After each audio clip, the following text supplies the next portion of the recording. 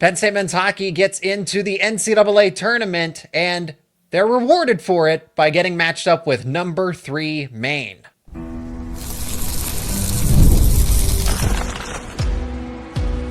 You are Locked On Nittany Lions, your daily podcast on the Penn State Nittany Lions. Part of the Locked On Podcast Network, your team every day. And today's episode is brought to you by the all-new 2025 Nissan Armada. Stay with us for the Armada Team of the Week later in the episode. That is right. You are locked on to some Penn State men's hockey as they are now in the NCAA tournament. Thank you so much for checking out this edition of Locked On Nittany Lions, the #1 Penn State sports podcast out there. And I'm your host, Zach Seyko. He is the color commentator for the Penn State men's hockey radio broadcast, and that is Eric Ohlson. As we are going to talk about how Penn State got into the tournament, this matchup against the Maine Black Bears, who are number 3 in the pairwise rankings. It's a tough regional matchup. Hey, but it's better to be in than better to be left out. So Penn State gets rewarded for it. We got to start with this Ohio State game because it was skeptical if Penn State was going to even get in at this point in time, Eric. And now the odds were likely that they were, but there was this doomsday scenario that each box had to be checked off there against after losing to Ohio State. So fortunately for Penn State, they're in. But what does this tournament berth mean for the Nittany Lions, who get in for the 5th time under Guy Gadowski? It means everything because it really cements and justifies the result of the run they went on. And they went on an unprecedented run. Look, they were, 0-8-1 in Big Ten play after the game at Wrigley. No one is supposed to be able to come back from that.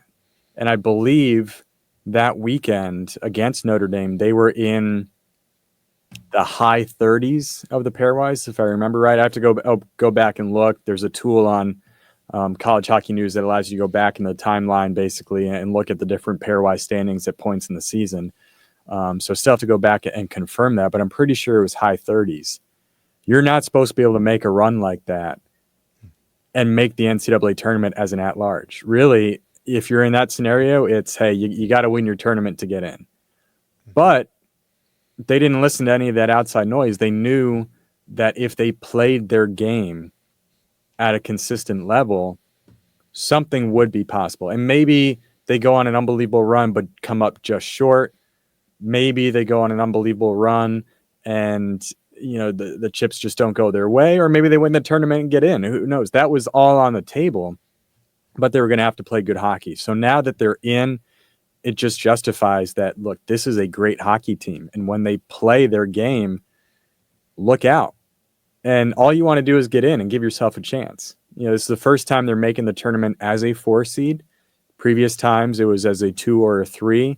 Obviously they would have qualified as a 2 seed for the COVID one that was canceled, which has always left kind of a bad taste in the program's mouth, because a lot of people believe that was a team capable of not only getting to the Frozen Four, but maybe winning a national championship. And they never got that chance. Then 2 years ago, they get to Allentown as a 2 seed again, destroy Michigan Tech, who was a really good team out of the CCHA. They had a great year, and Penn State set the NCAA record for largest shutout win in the tournament with an 8-0 victory. And you're like, okay, this is what Penn State can do in the tournament against non-conference opponents. Fortunately, we know how that game against Michigan went in the regional final. But to get in, no one wants to play Penn State in the tournament because it's so hard to replicate the way this program plays. And I just think it's a great justification for what they do as a program to now make the tournament once again. It's a justification for what the coaching staff does, the people they are, the people they recruit, what this program is building. Now they're getting to the point of, the standard is being in contention for the tournament. And it was looking like, oh boy, it's not going to happen this year. And now here we are. Unfortunately, there were some things that needed to go their way because they didn't win that game against Ohio State, losing in overtime. But things played out the way they needed to. There's some anxious moments a little bit, Thursday night when Maine is in double overtime against Northeastern. You're like, oh, geez, if Northeastern wins this game, that's a problem because now all of a sudden they're in the Hockey East final and there's the potential for another bid steal. But things played out the way they needed to. You had Cornell beating Quinnipiac and then ultimately winning the ECAC. Now, this is how close it got with Penn State and Quinnipiac. We were talking about a couple of 10,000ths of RPI points that kept Penn State from being a 3 seed. If Clarkson had beaten Cornell in that ECAC championship, Penn State and Quinnipiac would have flipped. Penn State would be the 3 playing UConn, and Quinnipiac would be the 4 playing Maine. So that's really how close it came down to. Let's revisit that game against Ohio State, because if they beat Ohio State, then they're guaranteed in. They don't need to wait and see what other results unfold there. And that game against Ohio State was controversial in its own right.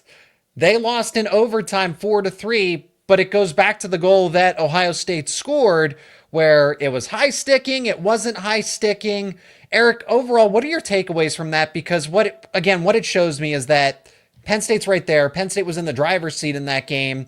And if it wasn't for a 50-50 call, they ultimately, I think, go on to win that one. But they can hang with the best of the best. And Ohio State is one of those better teams. They're an at-large team as well in one of the other regions. Penn State really should have came out on top there. What do you take away from that goal call and just overall? I mean, because Penn State did come up short. So does that say anything about where Penn State is? Okay, I'm saying they can go toe-to-toe with the best of the best, but maybe not. What do you say? I say they certainly can. And, if you remember our conversation before that game, I was talking about how closely Ohio State and Penn State match up, really historically. And 16 of the previous 19 meetings had been 1-goal games, including maybe an empty net. And lo and behold, we had another 1-goal games. Now, 17 of the last 20 meetings between these two have been decided by 1 goal, maybe plus an empty net situation, which is just unheard of. Like, you can go through any matchup in college hockey in conference and probably not come anywhere close to that type of consistency between the two. Still to come on this episode of Locked On Nittany Lions, we're going to give more takeaways from that loss to Ohio State and begin to preview that matchup with the Maine Black Bears that is coming up next. The Armada Team of the Week is brought to you by our friends at Nissan and the all-new 2025 Nissan Armada. Each week, our Locked On College basketball experts are picking one team that stands apart. From top-seeded stars to unexpected upsets, these guys showcase the strength and the sheer power needed to push their team forward. This week's Armada and clear-cut Team of the Week is the Arkansas Razorbacks. Despite losing their first 5 SEC games, Coach Cal's Hogs fought their way through the most rugged conference in college basketball to not only make the NCAA tournament, but to knock off back-to-back national champion and Hall of Fame coaches en route to the Sweet 16. They accomplished all this without second leading scorer Boogie Flan for most of SEC play and without leading scorer and rebounder Adu Thero so far in the NCAA tournament. When it comes to the Nissan Armada, they say go forth and conquer, and that's exactly what the Arkansas Razorbacks have done here. It's clear that our Team of the Week is out here ready to conquer the road ahead with confidence, just like you can in the all-new Nissan Armada or any of Nissan's outstanding vehicles. Take the Nissan Armada, Rogue, or Pathfinder and go find your next big adventure. Shop NissanUSA.com. That is NissanUSA.com. You knew what you were going to be in for against Ohio State. A Steve Rollick coach team plays tough. They want to play fast. If they get good goaltending, they have very good defensemen. They play a good defensive game. It can be tough to get to the scoring areas against Ohio State. And when Penn State and Ohio State match up, it really is like a heavyweight fight. And you're going body blow for body blow, both, physically and metaphorically. And that's what that game was. So, yes, there was controversy in it with Ohio State's tying goal at 2.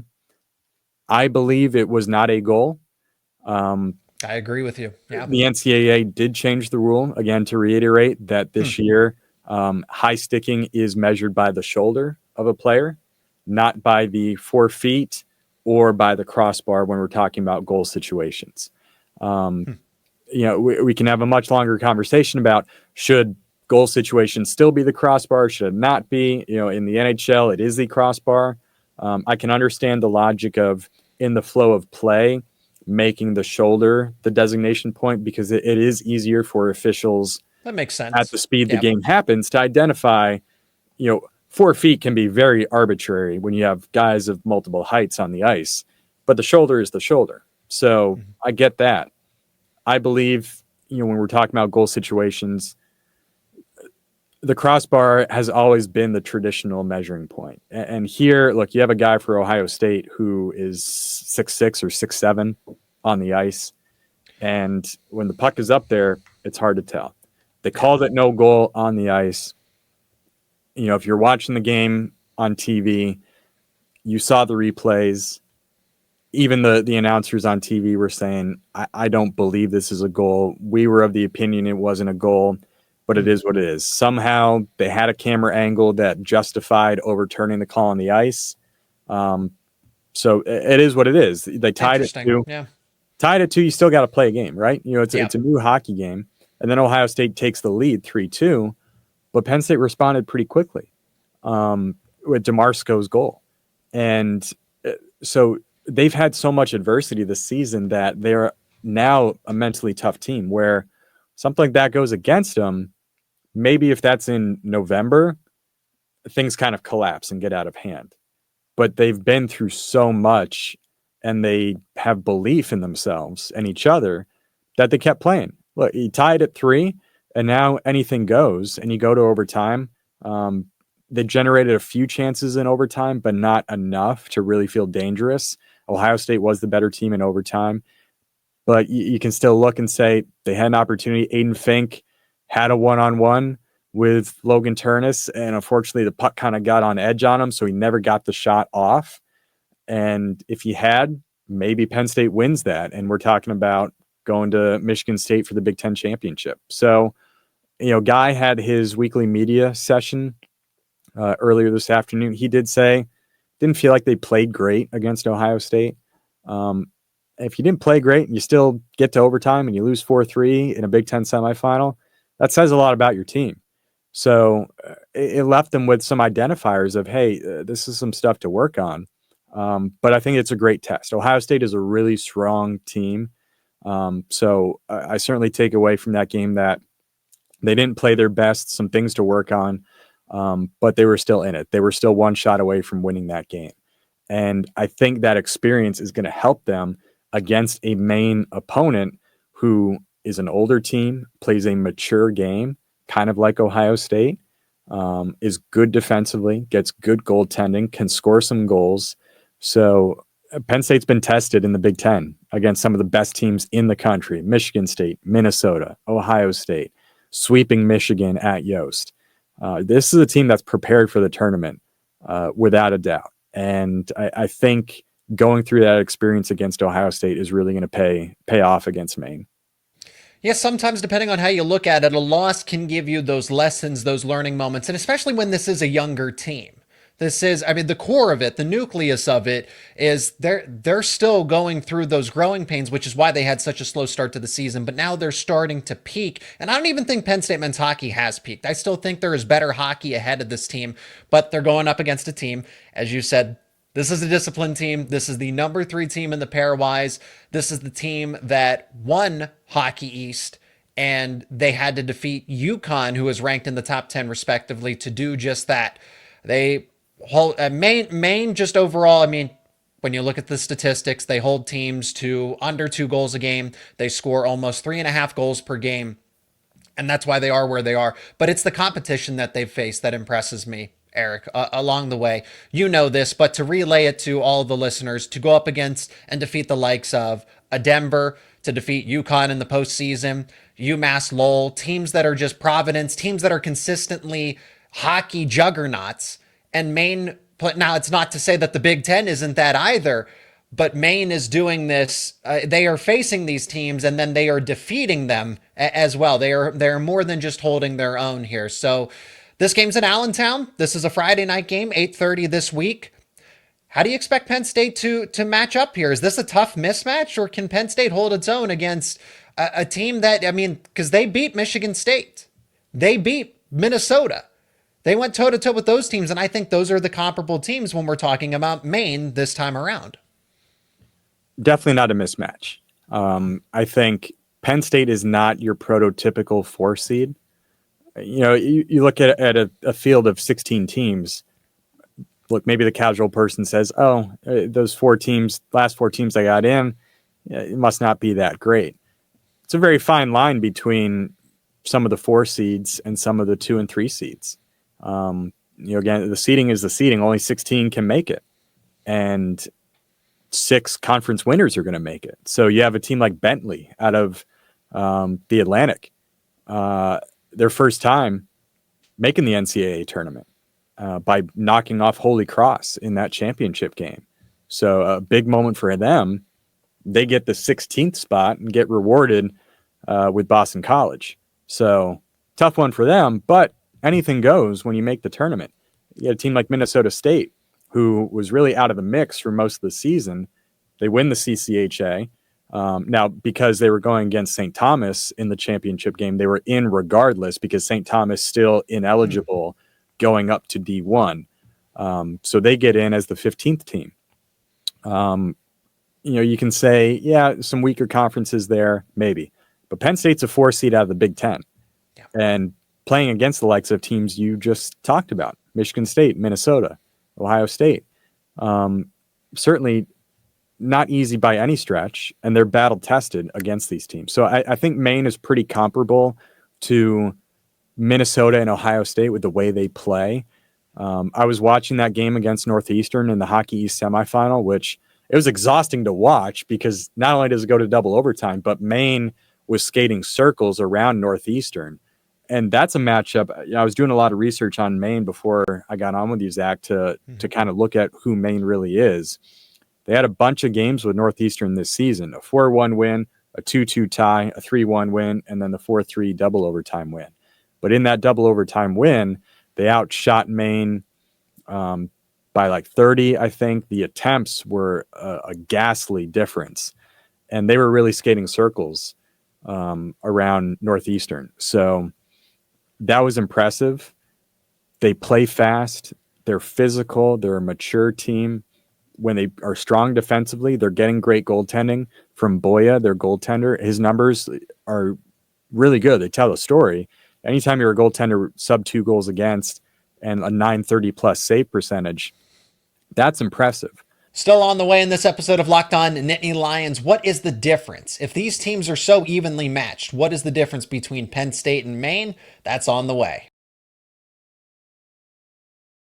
Today's show is also brought to you by Supply House. Get the supplies you need from the site made for the skilled trades, Supply House. Whether you're in plumbing, HVAC, or electrical work, Supply House is the reliable way to order products online. Their easy-to-use website is packed with helpful resources and the latest product info to help you get the job done right. Plus, with a complete inventory of over 200,000 parts from 400 plus of the top brands, you'll find exactly what you need delivered fast from coast to coast. Do you need help with an order? Supply House offers expert support and industry-leading service, so you'll always talk to a real person. And for trade pros looking for an extra edge, their free Trademaster program offers exclusive perks like a dedicated phone line, free shipping, and discounts on every order. Thousands of skilled professionals are already taking advantage. Now it's your turn. Join the Trademaster program today at supplyhouse.com/TM and start ordering plumbing, HVAC, or electrical supplies with just a few clicks. Plus, use promo code SH5. That is the letters SH and the number 5 for 5% off your first order. That's supplyhouse.com. But I will say this, looking at teams they played this season, I listed all this out. Against tournament teams, they are 7-7-4. So teams that are in the NCAA tournament right now that Maine played this season, they're 7-7-4 against them.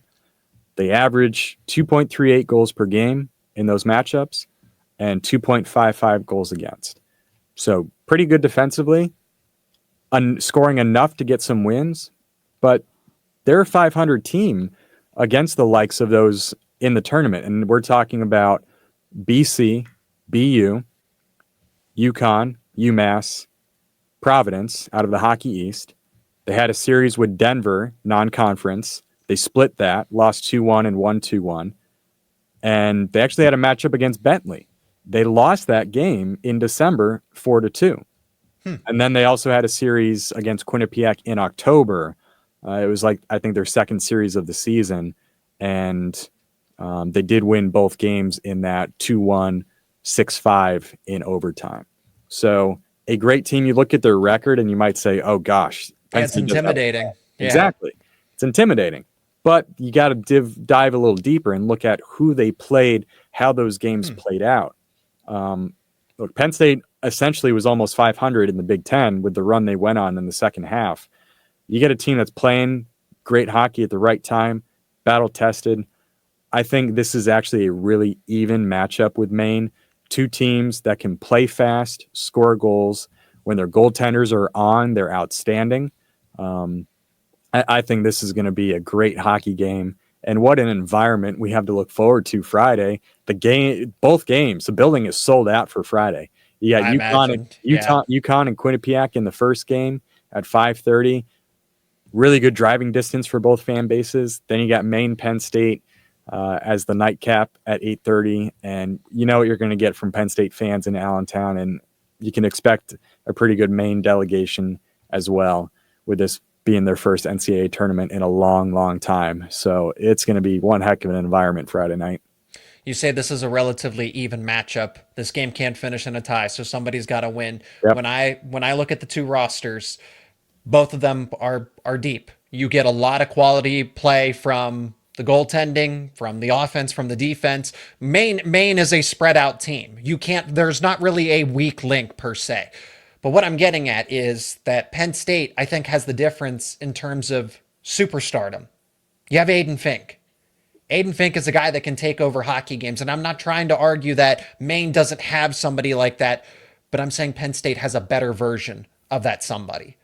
And so I think when you get to the postseason, this is where the Hobie Baker nominee has to step up.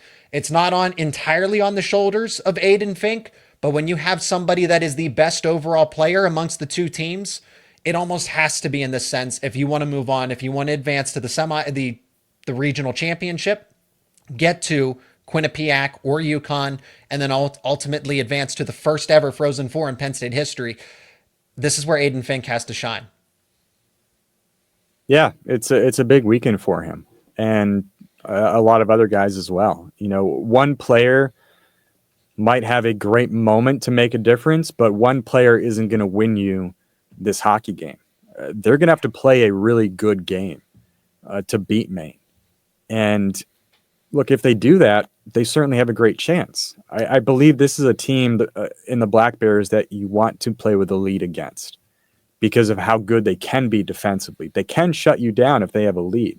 Maine is a great team when playing with the lead, not so great when trailing. They do score goals, but they don't generate a ton like Penn State can.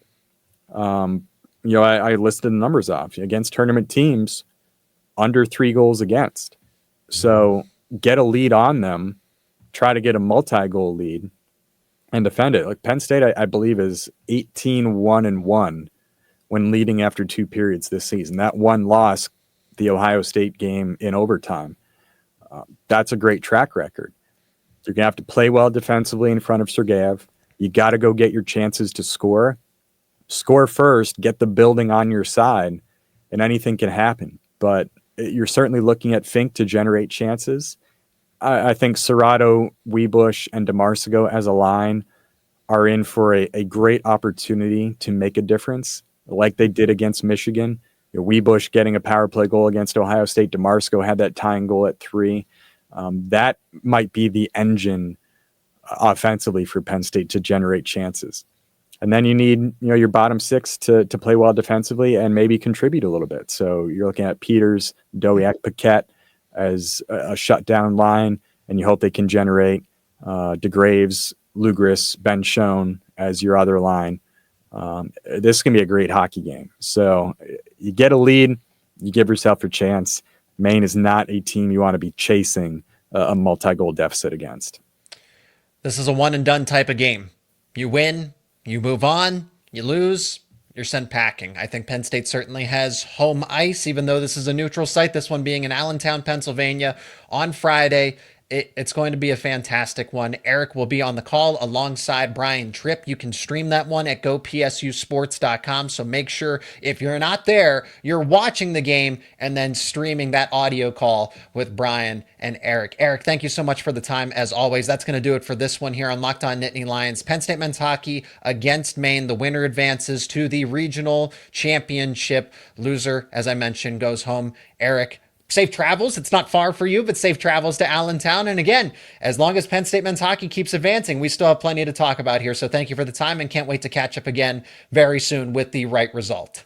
Yeah, appreciate it. Hopefully it's a conversation before St. Louis. And as always, thank you so much for making Locked On Nittany Lions your first listen and watch every single day. For your second listen and watch, you got to check out Locked On College Basketball with hosts Isaac Shade and Andy Patton. March is here. March is here. The madness is upon us. Be the most informed college basketball fan out there by following and keeping up with Locked On College Basketball. It's available on YouTube and wherever you get your podcasts. It's part of the Locked On Podcast Network, where it's your team every day.